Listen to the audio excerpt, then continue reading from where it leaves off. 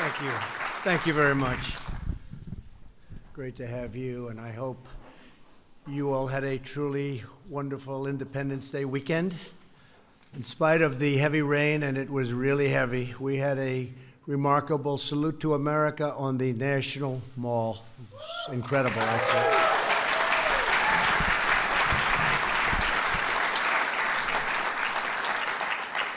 Standing on the steps of the great Lincoln Memorial and looking out on the crowds, these incredible, big, beautiful crowds, braving the weather all the way back to the Washington Monument, we celebrated freedom in all of its magnificence while saluting our great military. It was something really special. And I will say this, it was a wonderful day for all Americans, and based on its tremendous success, we're just making the decision, and I think we can say we've made the decision to do it again next year, and maybe we can say for the foreseeable future.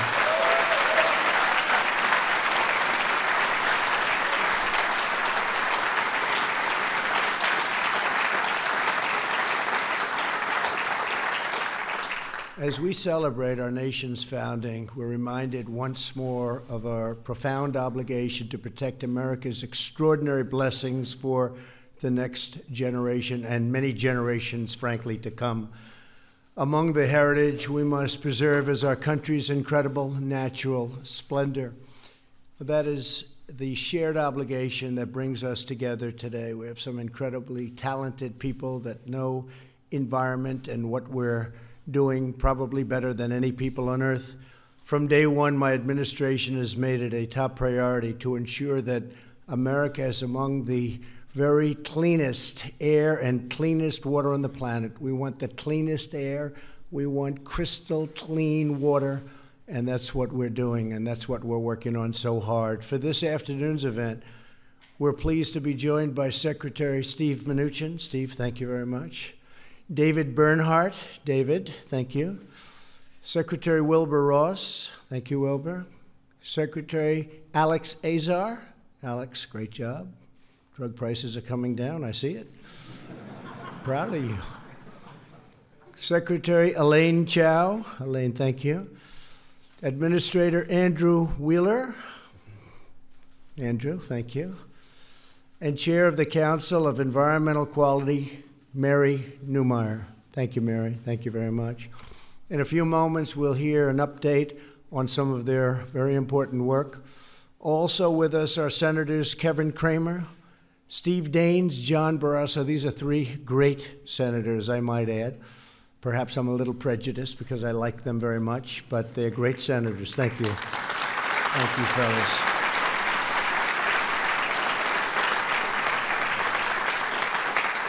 And Congressman Bruce Westerman, and thank you, Bruce, for being here. Appreciate it very much. Thank you all for being here.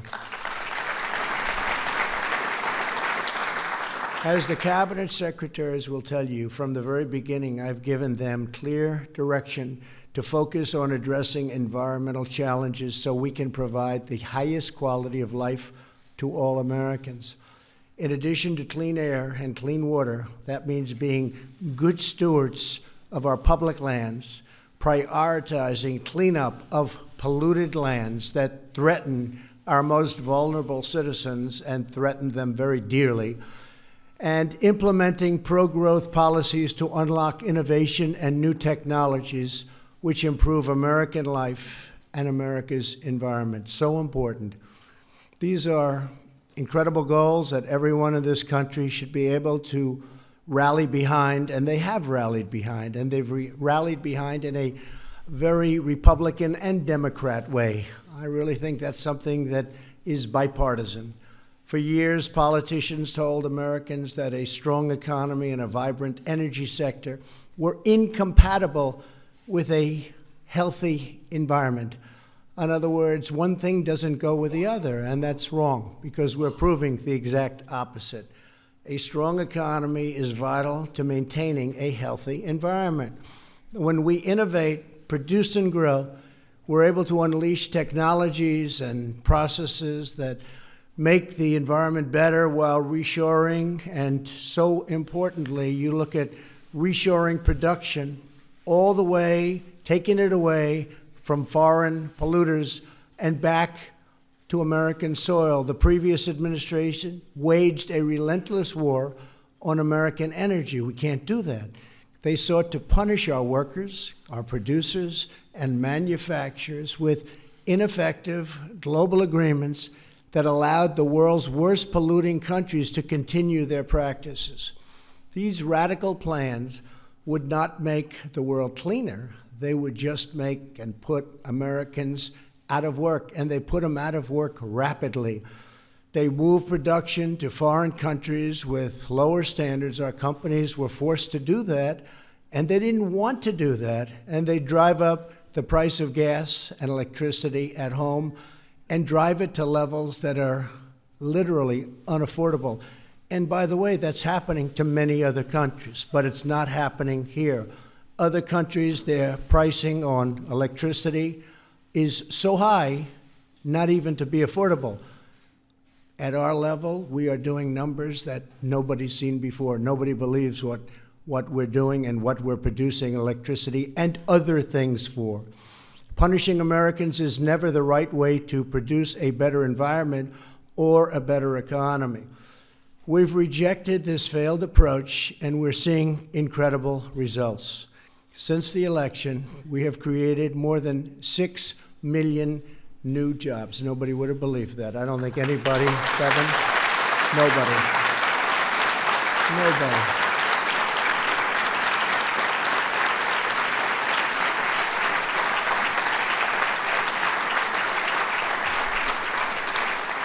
If I would have said that during the campaign, it wouldn't have been a pretty picture the next day as I read the headlines.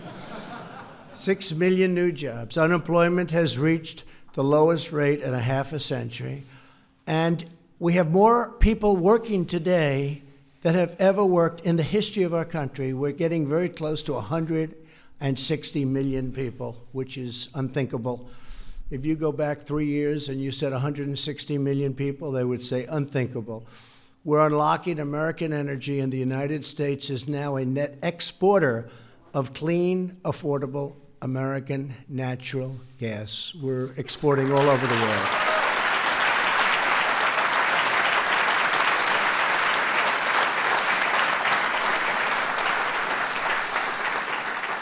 And today, the United States is ranked, listen to this, #1 in the world for access to clean drinking water. Ranked #1 in the world.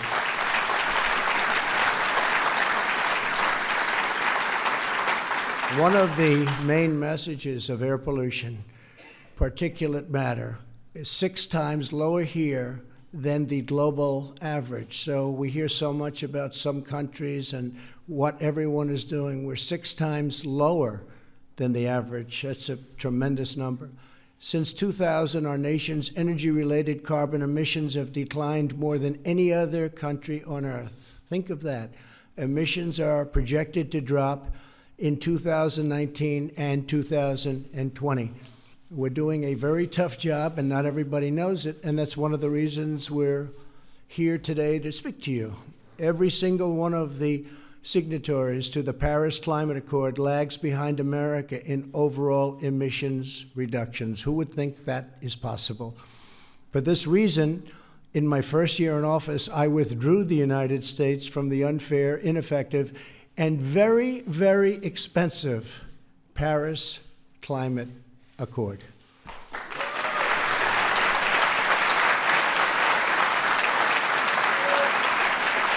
Thank you. Thank you. My administration is now revising the past administration's misguided regulations to better protect the environment and to protect our American workers, so importantly. As an example, there is a very good place for solar energy. I'm a believer in solar energy. It hasn't fully developed. It's got a long way to go, but it's really got a tremendous future. The United States does not have to sacrifice our own jobs to lead the world on the environment. My administration set the new global standard for environmental protections with unprecedented provisions in the U.S.-Mexico-Canada Agreement, commonly referred to as the USMCA, which includes the first ever provisions to take on the challenge of marine litter and debris. And I'm sure you've all seen by watching televisions, by maybe reading about it, tremendous problem. Thousands and thousands of tons of this debris float onto our shores after it's dumped into the oceans by other countries. The tides come to us.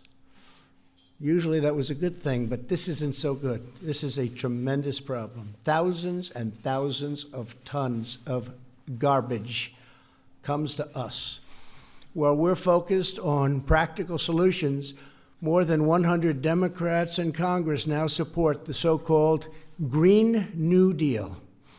Their plan is estimated to cost our economy nearly $100 trillion, a number unthinkable, a number not affordable even in the best of times. If you go 150 years from now and we've had great success, that's not a number that's even thought to be affordable. Kill millions of jobs, it'll crush the dreams of the poorest Americans, and disproportionately harm minority communities. I will not stand for it. We will defend the environment, but we will also defend American sovereignty, American prosperity, and we will defend American jobs.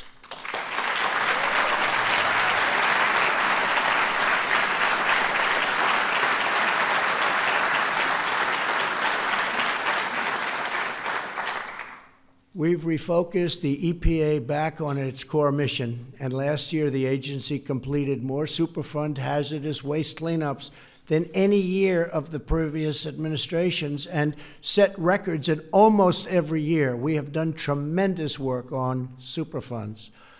To name just two examples, we've made great strides cleaning up damage near a paper plant in Kalamazoo, Michigan, something that was beyond fix-up. They thought it was never going to happen, and also the Westlake landfill in Missouri.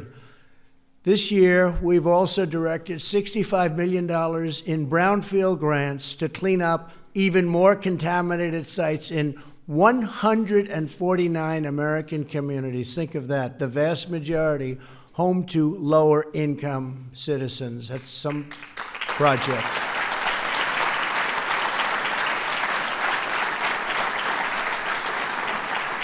That is some project, and for the first time in nearly 30 years, we're in the process of strengthening national drinking water standards to protect vulnerable children from lead and copper exposure, something that has not been done, and we're doing it.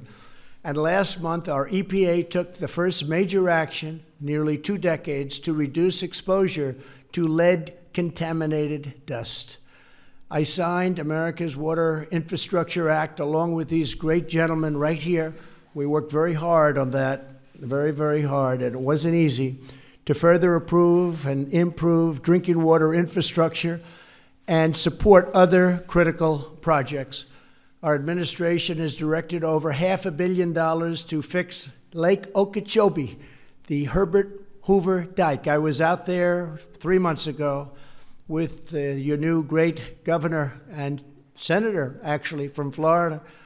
We had our 2 senators. We had Rick Scott, Marco Rubio, and our great new governor, Ron DeSantis. We were all out, and we made a certain commitment, and the commitment has already taken place, and they're fixed in Lake Okeechobee. People are very happy about it in the Florida Everglades. We're restoring the ecosystems in the Everglades. And I also signed legislation authorizing $100 million to fight red tide, a big problem that some people don't know about, but when you do know about it, that means trouble because it is bad. And other toxic algae that damages coastal areas, it's causing tremendous havoc, and we have a way of straightening it out, and we'll get it done. We're joined today by Bruce Robach, owner of Billy Bones Bait and Tackle in Port St. Lucie, a place I know very well, Florida. His business was devastated by toxic algae from Lake Okeechobee. Bruce, please come up and tell us about what's happened and what we're doing for you. Where is Bruce? Oh, Bruce, hi, Bruce. Hi, Bruce.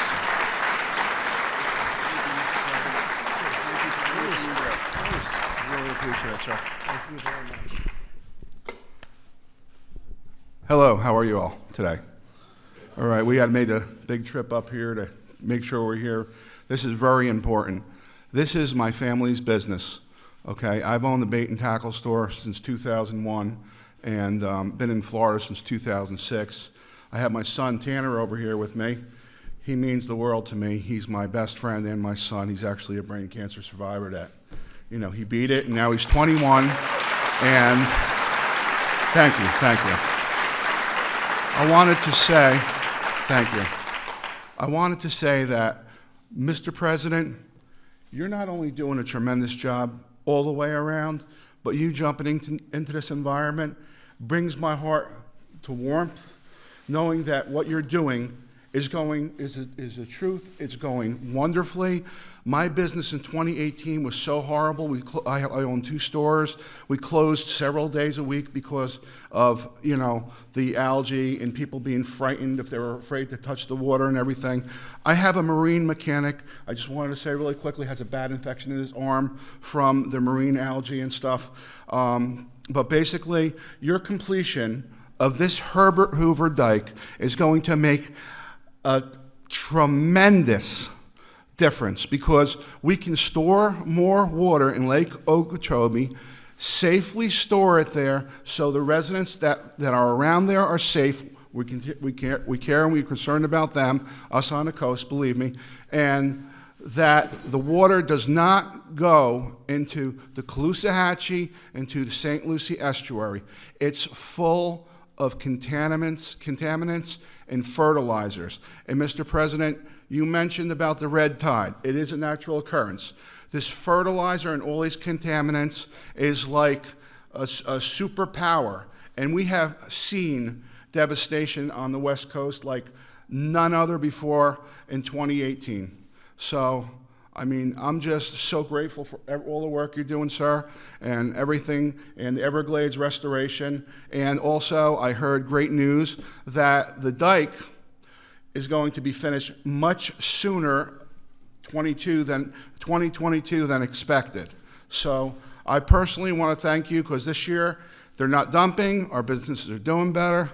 My wife don't yell at me as much. Well, that always happens. So. Yeah, she says to me, "You're going to be by the president talking," and I says, "Oh, I don't need no list or whatever. I got a big mouth. I talk. I don't care. I'm proud. I'm proud of who I am and what I am. I'm a licensed charter boat captain, and I've done it since I'm 25 years old. And I just want to say thank you for the opportunity to speak. Thank you for everything you're doing, sir.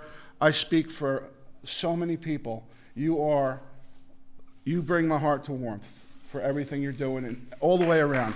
And sir, my nephew, thank you all.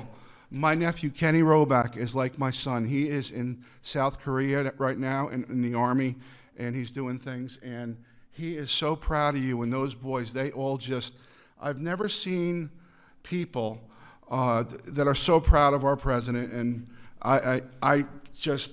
I'm amazed. I mean, we stayed up to watch you that day when you got elected. We're like, he's got it. So I'm sorry, I'm telling the truth. Listen, my dad taught me, don't tell no lies, and when you want me to shut up, I will, but I'm telling the truth. And Dad always say, I look a little like Donald Trump. He did a little bit, but you're much handsomer. Thank you. Thank you very much, sir. Thank you so much. I work in the towers over there for Val Flores so much. I really appreciate it. Thank you, sir. You have no idea how many people appreciate everything you've done. I mean, thank you so much. Really nice. I appreciate it. I appreciate it. Thank you very much. And I want to say one final thing. I got a big mouth. God bless America and God bless our president. Give him a hand. Trump 2020. Thank you, Bruce. Wow. Well, that was unexpected. We appreciate it, Bruce. That's better than any speechwriter I could get, right? Who am I going to get like that? I appreciate it. Thank you. Thank you very much, Bruce. Earlier this year, I also signed the Save Our Seas Act to protect our oceans from waste and pollution. To improve water access worldwide, we're supporting the development of breakthrough technologies with the Department of Energy's Water Security Grand Challenge. My administration is strongly promoting bipartisan solutions for conservation, and we're really getting along very well with the Democrats on that one. We're getting things done. This year, I signed the largest public lands package in a decade, designating 1.3 million acres, that's a lot of land, of new wilderness and expanding recreational access. In December, I signed a historic executive order promoting much more active forest management to prevent catastrophic wildfires like those that recently devastated California and Oregon.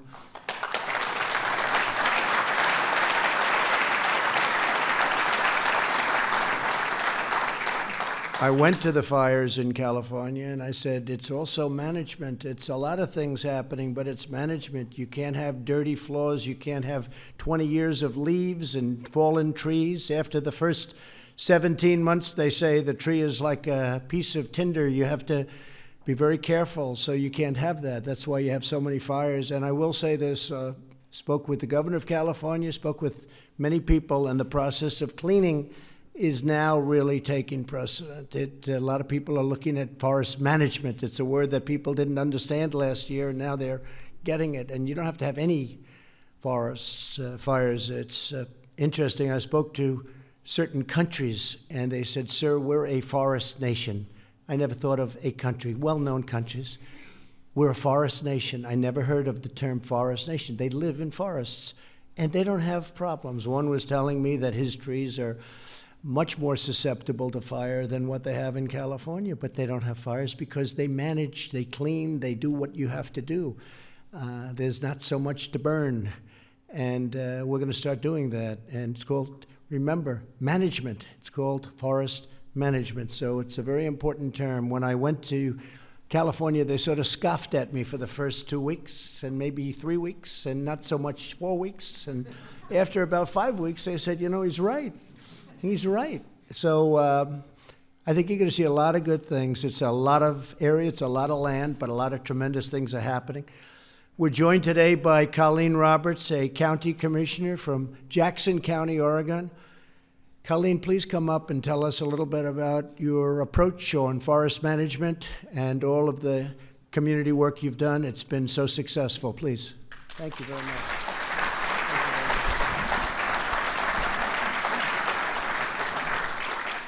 So I want to thank our President Trump and your administration, sir, for this opportunity, this great opportunity to be here today and speak on this very important issue. And in support of your executive order to reduce the hazardous fuel loads in our federal forests. Jackson County, the county I am from, Southern Oregon, comprises about 50% of federal lands to be managed by our federal agencies. And previous administrations have allowed these lands to be mismanaged and thus are burdened with the heavy fuel loads. Wildland fire policies also allowing management objectives to be attained through prescribed burning during our fire season is flawed. Our board has studied and successfully shared information with neighboring counties and NACO, the National Association of Counties, in an effort to achieve wildland fire policy changes. We've suffered through years of hazardous wildfire conditions and during toxic smoke events for the past 2 years that endured not just for a day, but 3 and 4 months on end, and it has adversely affected the health of our residents and our economy. Fuels reduction through the executive order that our president has put forth and fire policies can work together for healthy forests and public lands that our citizens deserve. In all of this and more, you, President Trump, have become a friend and the biggest ally to the counties in this great country. And I'm here to say thank you and support you. Thank you so much.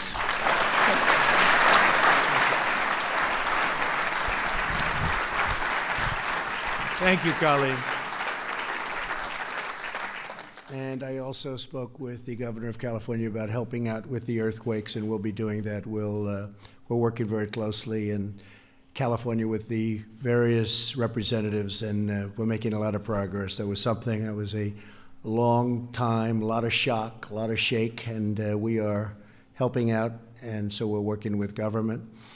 And all across the nation, our policies are ensuring that extreme agendas do not stand in the way of responsible use of public lands. We're getting Washington bureaucrats off of their backs, and we want to make sure that they go out and help our hunters and our fishers and farmers and everyone, and they want to do it. They're going to do it, and they want to do it. Everybody that endures and really loves the great outdoors, in the proud tradition of conservation that the Republican Party inherits from Teddy Roosevelt, we will preserve this land for our magnificent people. That's what we're doing. We're preserving our land.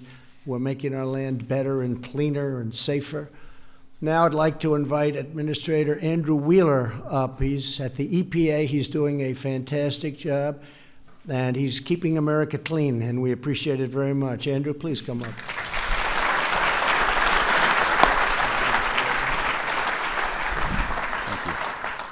Thank you, President Trump, for your leadership and the opportunity to share our environmental progress with the American public. When you asked me to take the lead at EPA 1 year ago, you asked me to do 3 things: continue to clean up the air, continue to clean up the water, and continue to provide regulatory relief to keep the economy growing. The President knows we can do all 3 at the same time. And here's the evidence. From 1970 to 2018, U.S. criteria air pollution fell 74%, while the economy grew by 275%. Under your administration, emissions of all the criteria air pollutants continue to decline. For example, yes.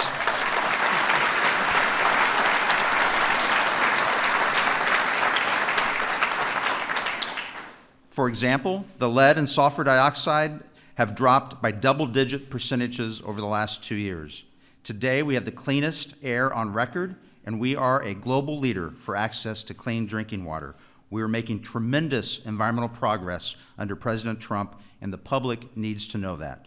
Pollution is on the decline, and our focus is to accelerate its decline, particularly in the most at-risk communities. There may be no better example than our renewed focus on Superfund, the federal program that cleans up large, hazardous sites. In the past, it wasn't unusual for a site to sit on the Superfund National Priorities List for decades. We believe that a site on the National Priorities List should be just that, a national priority. Our actions demonstrate that. In fiscal year 2018, we deleted the most sites from the National Priorities List in 1 year since 2005. This year, we are on track to delete even more, breaking that record. We're also reinvigorating our brownfields program, which transforms contaminated sites into community assets. We recently announced nearly $65 million in brownfield grants to 149 communities nationwide. 40% of these communities are receiving brownfields funding for the very first time. And thanks to the President's historic tax reform package, we're prioritizing opportunity zones.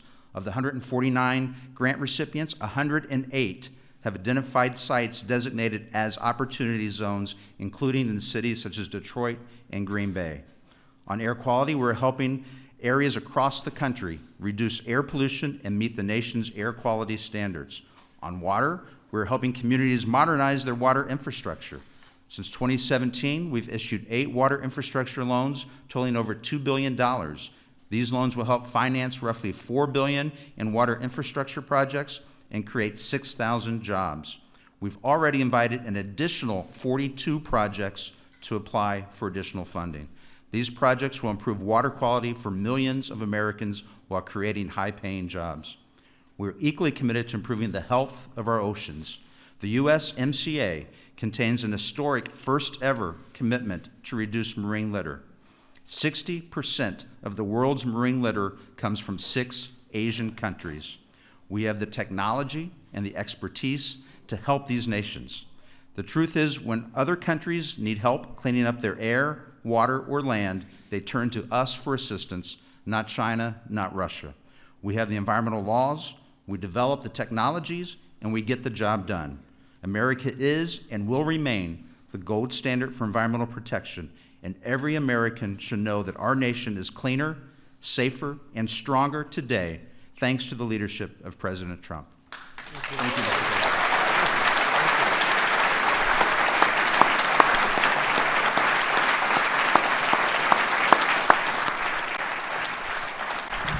Thank you, Andrew. Fantastic job. Who would have known that, Andrew? I'm glad you finally let people know what we're doing. We're working hard. I think harder than many previous administrations, maybe almost all of them. I'd like to invite Mary Newmeyer to the podium, and Mary has some terrific things to say, and I appreciate you being here, Mary. Thank you very much. Please.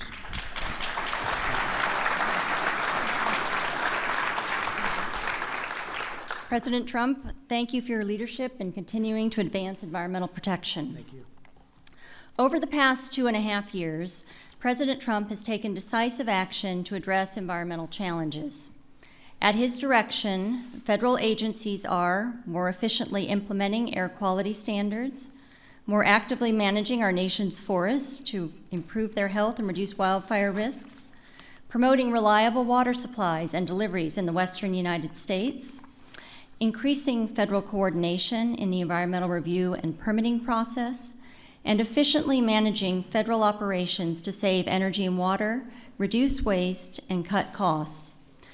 Under the President's leadership, across the federal government, agencies have continued to improve their energy and environmental performance and to reduce greenhouse gas emissions from federal operations. One of the many important areas where President Trump has taken action is with regard to ocean policy. Our country is blessed with some of the most beautiful coastlines in the world. Our beaches are places for our families to enjoy, especially at this time of year.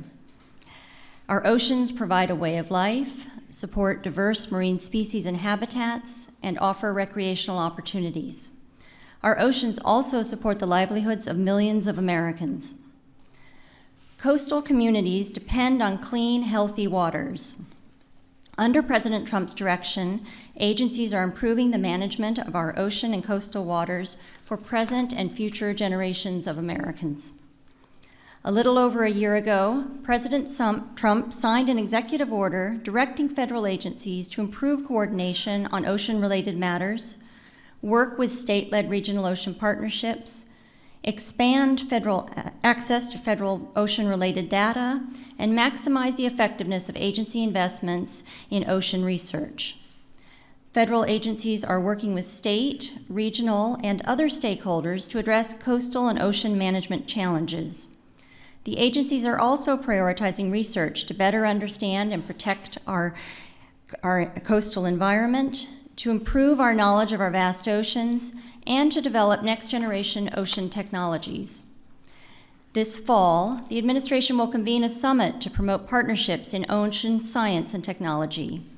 The summit will showcase American leadership and engage the research community and the private sector to explore the unknown ocean, advance marine science, and promote new technologies. In addition to implementing the Save Our Seas Act signed by President Trump, our federal agencies have also prioritized addressing the harmful effects of marine debris. This administration has engaged with members of Congress, conservation organizations, the private sector, and other nations. It is critical that we effectively take action on this issue and improve the health of our oceans. The administration is committed to ensuring that we are good stewards of our environment while supporting American prosperity. We look forward to continuing to address our nation's environmental challenges and to improving quality of life for all Americans. Thank you very much.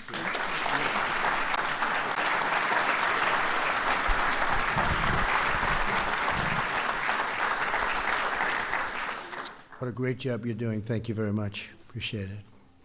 So a man who was very responsible for our tremendous success, salute to America, Department of Interiors. They kept you very busy, right, David? Yes, sir. David Bernhardt, come on up. Thank you. Thank you.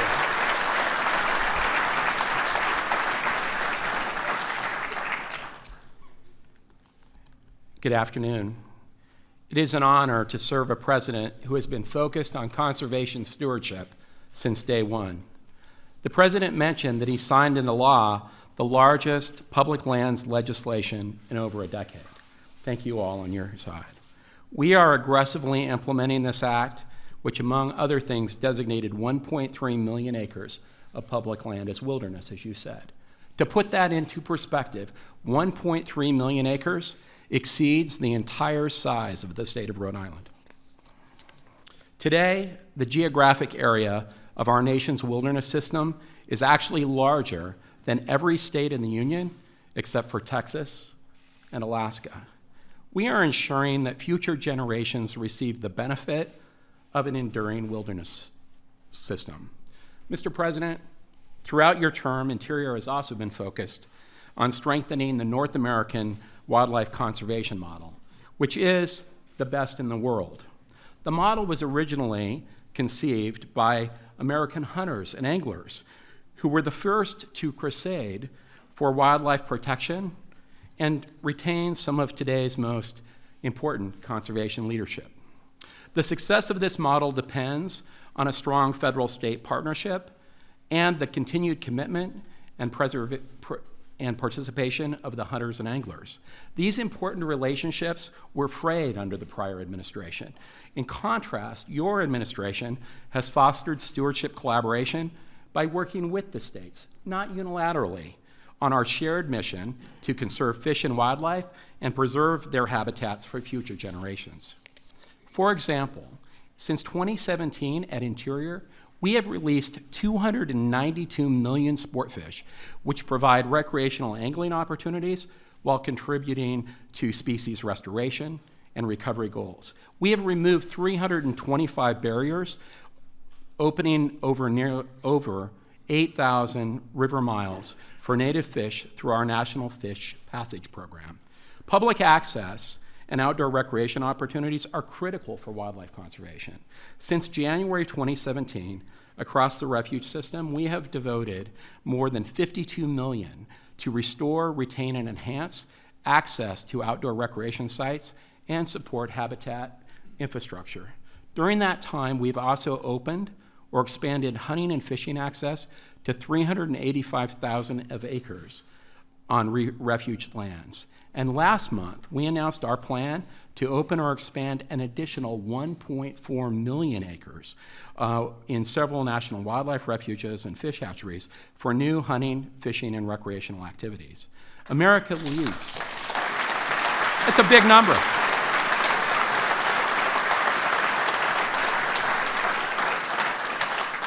The reality is that America leads the world in wilderness and wildlife conservation efforts.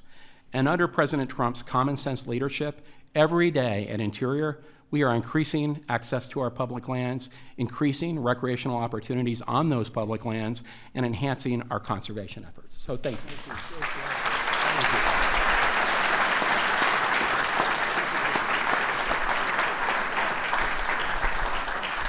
Well, thank you very much, David. I got to know this one, David. You I didn't know, but I got to know this one. He's a tough competitor on the campaign trail. He wanted this position.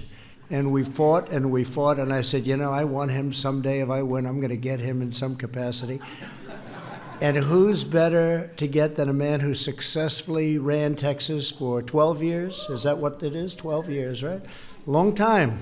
Great state, and you did a great job. So I said, I want Rick Perry working for us. And he knows more about energy than anybody. Come on up, Rick.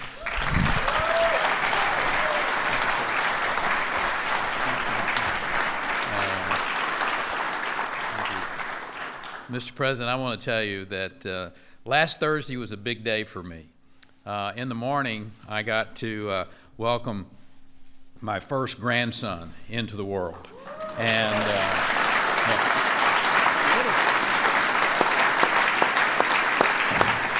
And that afternoon, I got to watch the President of the United States give one of the greatest history lessons that I've ever seen before, and to celebrate the American military like I've never seen it celebrated before. I am proud to be standing with you, proud to be working in this cabinet with these men and women. This is a great moment for America. It's a great moment for America for a lot of reasons. And today, I'm really proud to get to stand up here in front of America and of the world, for that matter, as they watch this, and to recognize how important today is, because the chance to tell a story that often doesn't get told in a proper way, and a story about what this administration is doing to clean up the environment, what this administration is doing on policies that are having an effect on our environment. At the Department of Energy, we have championed both the historic development of our nation's resources and the technological breakthroughs that are just literally cascading across this country in ways to use energy more cleanly, more efficiently than anyone ever thought possible before. We know that by investing in innovative solutions like carbon capture, utilization, sequestration, zero emission works like our nuclear power, exporting those technologies to other countries, and we're being able to share our technologies around the world of cleaner energy without surrendering one single fuel, one iota of growth, one iota of opportunity. That's what this president is all about. That's your record, Mr. President. We're seeing on your watch America become the #1 producer of oil and gas in the world. We're seeing emissions being reduced around the world.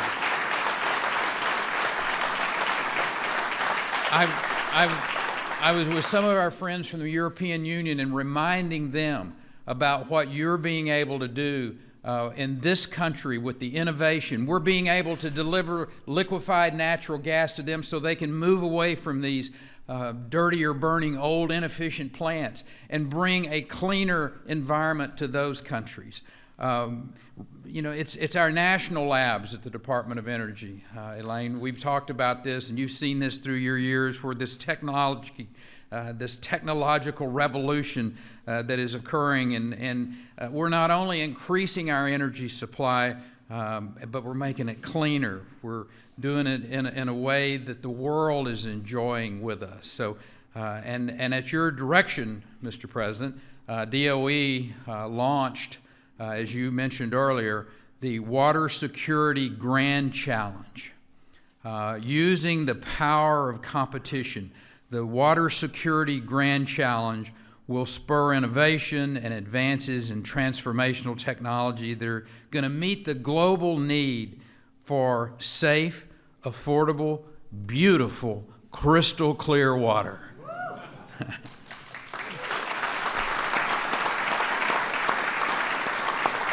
So, Mr. President, it's been your policies, it's been your focus that greater energy security for America, while at the same time enhancing our environmental stewardship. I think the world needs to look at your leadership. Look at what you've done. You know, for too long there's been this conventional wisdom that you got to choose between economic growth and environmental protection. That's a false choice. And it's one that you've talked about, Mr. President. It's always been this country. And this country that leads, just like you reminded people last Thursday, the greatness of America, the innovation of America, and the future of this world will rely greatly upon America and this administration. Thank you, Mr. President, for the opportunity. Yes, sir.